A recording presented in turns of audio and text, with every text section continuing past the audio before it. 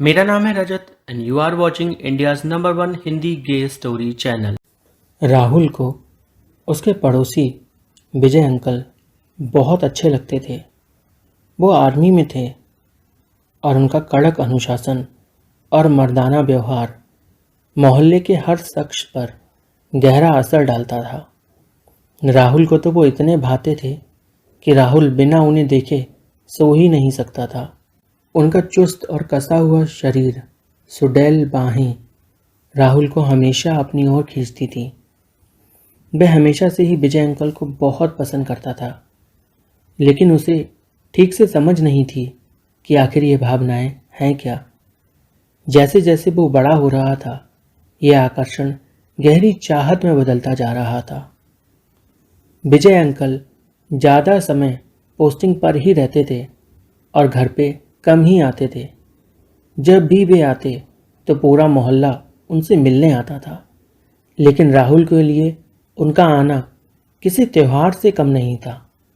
बचपन से लेकर अब तक विजय अंकल के प्रति राहुल का आकर्षण एक साधारण रिश्ते तक सीमित नहीं था।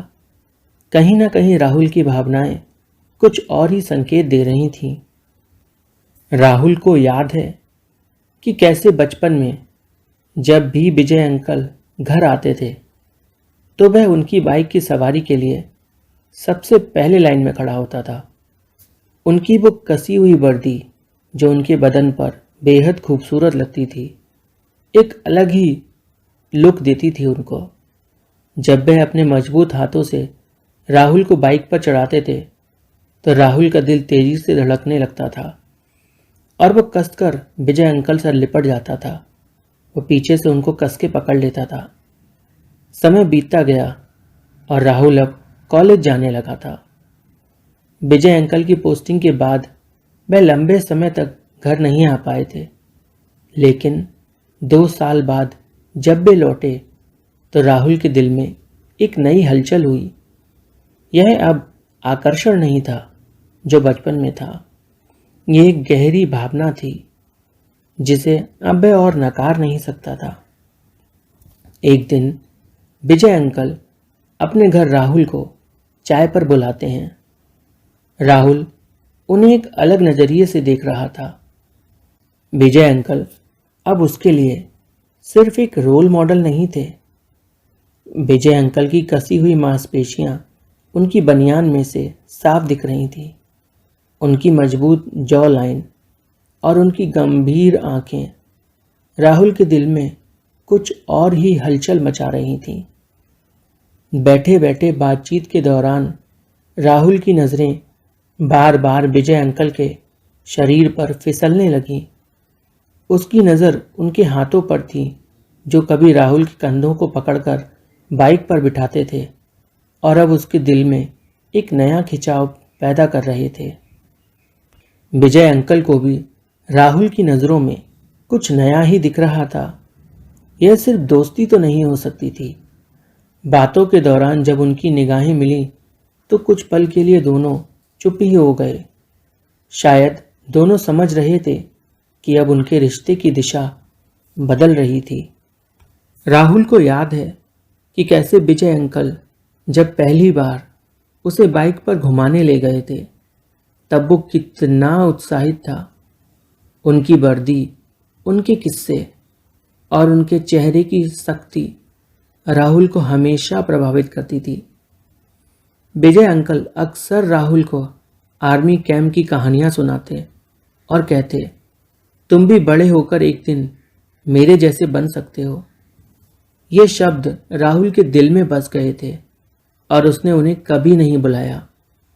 विजय अंकल जब भी आते थे वे राहुल को कभी कभी लंच या डिनर पर भी लेकर जाते थे। राहुल के लिए वो पल बेहद खास थे। वो बातचीत, वो मुस्कान, वो परवाह धीरे धीरे राहुल के दिल में एक खास जगह बना चुकी थी। जब विजय अंकल नहीं होते थे तो राहुल को उनकी अक्सर याद आती थी। वह उन पलों को याद करता था जब अंकल उसे समझाते थे कि जीवन में अनुशासन कितना जरूरी है, लेकिन अब उन यादों में एक एहसास भी जुड़ गया था। राहुल सब कुछ अब एक अलग नज़रिए से देख रहा था। उसके दिल की भावनाएं उसकी उम्र के साथ साथ बढ़ रही थीं। कुछ दिनों के बाद विजय अंकल की तबीयत थोड़ी खराब हो गई। राहुल को जब खबर मिली तो वह तुरंत उनके घर पहुंचा। विजय अंकल बुखार में तप रहे थे और अकेले थे। राहुल ने उनका ख्याल रखना शुरू किया। उनके माथे पर ठंडे पानी की पट्टियां रखीं और उनकी दवाइयों का इंतज़ाम किया। रात के अंधेरे में जब वो सो रहे थे, राहुल उनके पास बैठा रहा। उसकी नज़रें विजय अंकल के चेहरे पर टिकी थीं। अचानक विजय अंकल ने उसकी ओर देखा और धीमी आवाज़ में कहा, तुम अभी तक जाग रहे हो? कितना ख्याल रखते हो तुम मेरा। राहुल ने विजय अंकल का हाथ पकड़ा।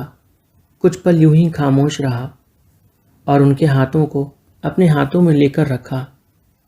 राहुल के इस स्पर्श ने आज पहली बार विजय अंकल की धड़कनों को तेज कर दिया था। विजय अंकल ने राहुल के हाथों को अपने चेहरे के पास ले जाना सही समझा और हल्के हल्के उसके हाथों को अपने चेहरे पर महसूस किया। राहुल ने कुछ नहीं कहा, मगर दोनों की आंखों में भावात्मक जुड़ाव, इमोशनल अटैचमेंट साफ दिखाई दे रहा था।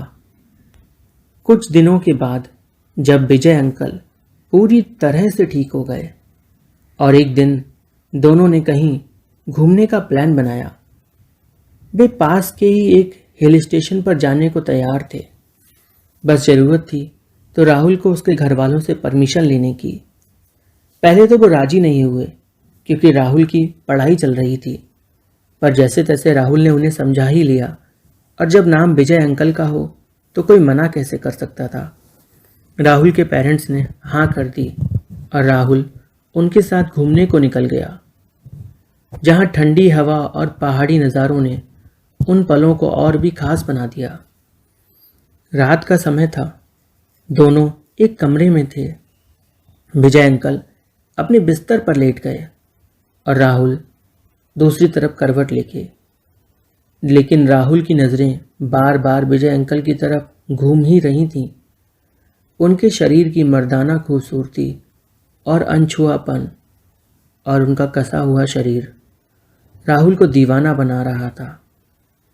राहुल ने हिम्मत जुटाई और उसने विजय अंकल की तरफ करवट ली। उसने धीरे धीरे उनका हाथ पकड़ा और उनकी ओर देखा। दोनों के बीच एक पल के लिए खामोशी छा गई। राहुल ने विजय अंकल के कंधे पर हाथ रखते हुए कहा, मैं आपसे कुछ कहना चाहता हूँ, लेकिन डरता हूँ कि आप मुझे गलत समझ लेंगे। विजय अंकल ने उसकी ओर गहरी निगाहों से देखा और कहा, बोलो राहुल, जो भी है कहो, मैं सुन रहा हूँ।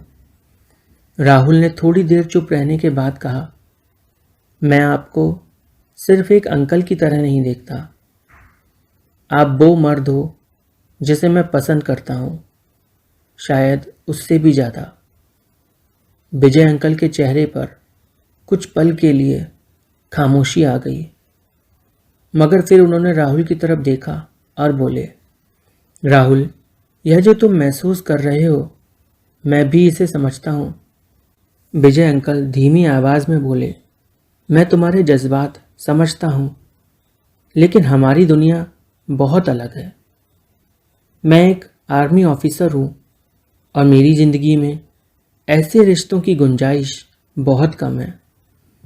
राहुल का दिल टूटने जैसा महसूस हुआ, लेकिन उसने विजय अंकल की बात समझने की कोशिश की। विजय अंकल ने धीरे से उसका हाथ पकड़ा और कहा, तुम मेरे लिए हमेशा खास रहोगे। विजय अंकल की यह बात सुनकर राहुल ने धीरे से उनके कंधे को छुआ।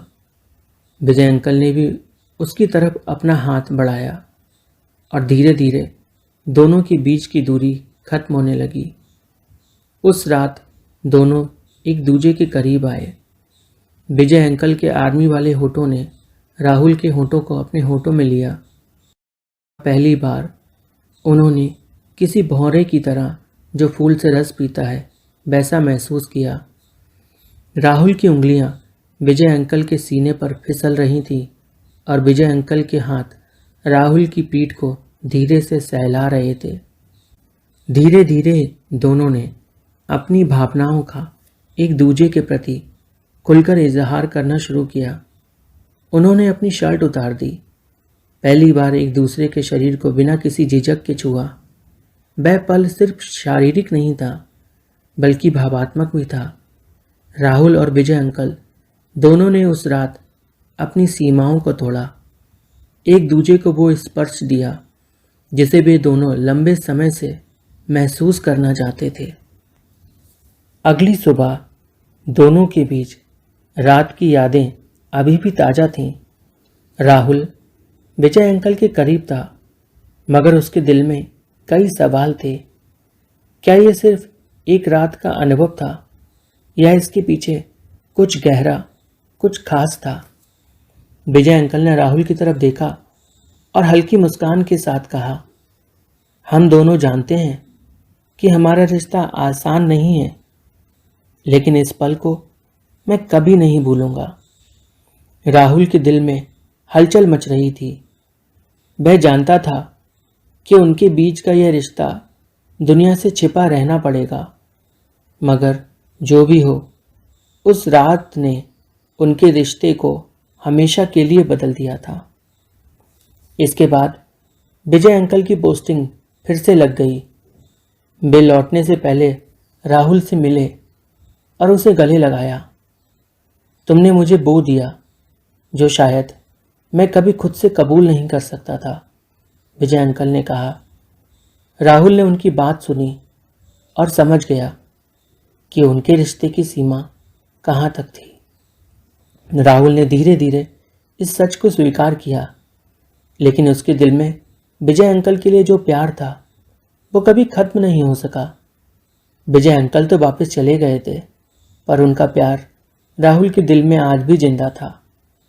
उनके बीच का यह गहरा रिश्ता एकदम मजबूत था, जो हमेशा चाहत बनकर दोनों के दिलों में जिंदा रहा। अब राहुल की जिंदगी में विजय अंकल की यादें थीं और उन यादों में छुपी वो रात जिसने उसके दिल में एक खास जगह बना दी थी। कहानी अगर अच्छी लगी हो तो प्लीज़ वीडियो को लाइक कीजिए, कमेंट में एक छोटा सा हार्ट छोड़िए और चैनल को सब्सक्राइब करिए।